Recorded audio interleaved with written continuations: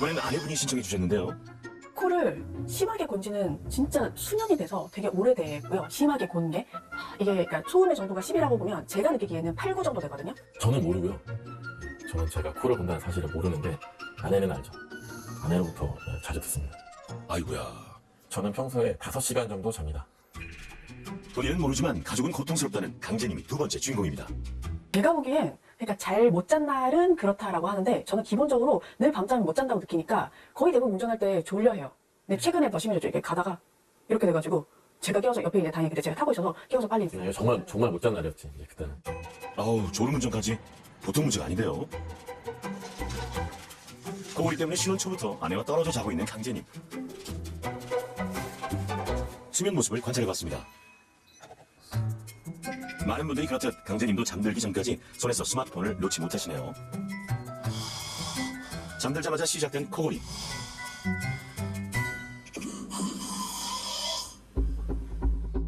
이러다 숨 넘어가겠다 싶은 순간 2시간도 안 돼서 깨어납니다.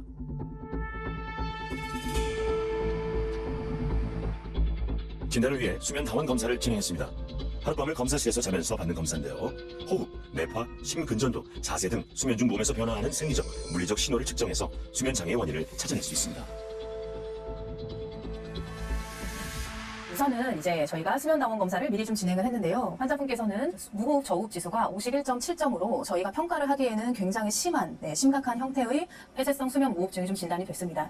이 51.7이라는 수치는 이제 사실 와닿지는 않으실 텐데요. 비정상적인 호흡을 10초 이상 지속하시는 것을 한 번으로 횟수를 셌을 때 시간당 약 52회 정도라는 뜻입니다. 검사 결과 피로 해소를 위해 가장 중요한 깊은 수면까지 도달하지 못하고 얕은 잠을 자다 수차례 깨어나는 패턴이 반복됐습니다. 강재님이 깊은 잠을 잘 수 없었던 이유는 바로 수면 중 무호흡 때문인데요. 우리 몸은 잠을 잘 때도 숨을 쉬며 온몸에 산소를 공급합니다. 노화로 근육 긴장도가 떨어지거나 살이 찌면 목젖이 비대해지고 주변 조직이 처지게 됩니다. 기도가 좁아지면서 압력이 높아지게 되고 입천장과 목젖 주변 조직이 진동하게 되는데 이것이 코골이입니다. 이때 반복적으로 기도가 막혀서 공기가 통하지 못하는 상태를 수면 무호흡증이라고 하는데요. 수면 무호흡은 체내 산소량을 감소시킵니다. 뇌로 가는 산소 공급이 부족해져 수면이 자주 끊기고 깊은 잠이 부족해 신체 회복이 안 되는 겁니다. 혈중 산소 농도가 떨어지면 심장은 더 많은 혈액 공급을 위해 심장 박동수를 올리게 되는데요.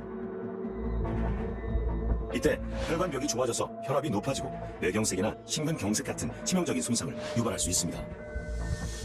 주무시는 동안에 교감신경이 굉장히 좀 활성화가 되고 그다음 몸에 산화 스트레스 등이 좀 쌓이게 됩니다.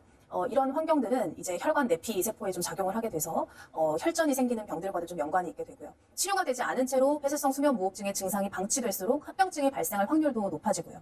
그래서 폐쇄성 수면 무호흡증인데 코골이라는 증상만 가지고 있어서 진단이 되지 않은 채로 예를 들면 10년이나 20년 정도 이제 시간이 지났다라고 한다면 질병의 중증도 자체도 좀 높아져 있을 것이고 합병증이 발생했을 확률도 좀 높아졌으리라 생각합니다. 만약 코골이가 심한 분들 중에 자다가 숨이 막히는 느낌이 들고 자주 깨는 일이 반복된다면 수면 무호흡증 검사가 필요합니다.